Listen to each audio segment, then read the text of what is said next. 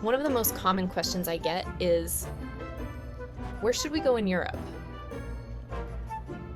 And it sounds like a simple question, but for most people, it's actually the hardest part of planning the trip. Because Europe isn't one destination. It's dozens of countries, hundreds of cities, and endless opinions telling you what you should see. What makes this decision overwhelming isn't lack of options. It's too many options without a clear way to choose. And that's usually when people default to what they've heard before, what looks good on social media, or what feels impressive on paper. But that doesn't always lead to the right trip. When I help clients decide which European country or city to visit, I don't start with a map.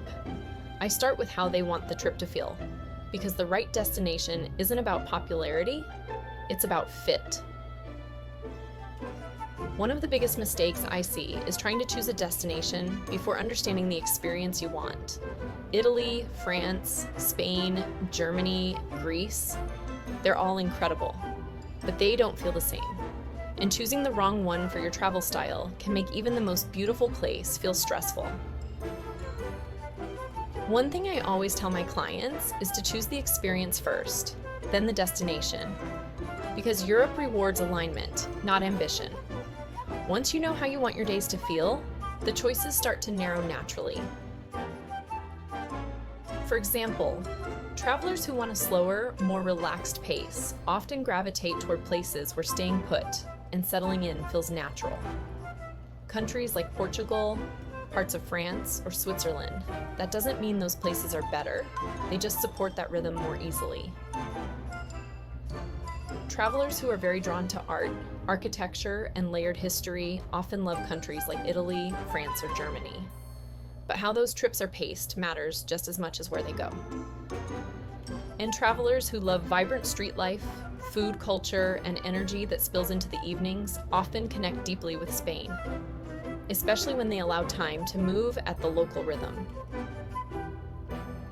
These aren't rules, they're tendencies, and noticing those patterns makes choosing much easier.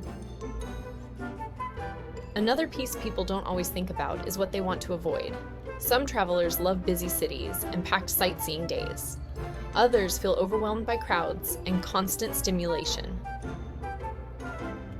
Some people enjoy changing locations every few days. Others feel most relaxed when they unpack once and explore deeply. Neither is right or wrong. But choosing a destination that fights your natural preferences can make a trip feel harder than it needs to be.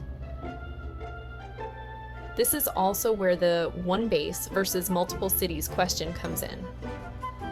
Some trips work beautifully when you stay in one place and add a couple of easy day trips. Others feel better when you move between cities, but only if the pace feels smooth and intentional. There's no rule that says you need to cover more ground for a trip to be meaningful. Another important factor is how confident you want to feel navigating. Some countries are very intuitive, clear transportation, widely spoken English, and simple logistics. Others ask a bit more of you in terms of planning and transitions. That doesn't make one better than the other. It just means they feel different as a travel experience. When expectations match reality, Europe feels magical. When they don't, it can feel exhausting. The right European trip doesn't feel rushed. It doesn't feel like you're trying to keep up. And it doesn't feel like you're doing it wrong. It feels aligned. You're enjoying your days, you're confident getting around, and you're experiencing places in a way that actually suits you. Europe isn't about doing everything. It's about choosing the places that match your pace, your priorities, and your travel style. If you're feeling stuck trying to decide where to go in Europe, this is exactly the kind of conversation I have with my clients. You'll find my travel community and complimentary consultation link below, and I'd love to help you narrow it down in a way that feels clear, confident, and genuinely exciting.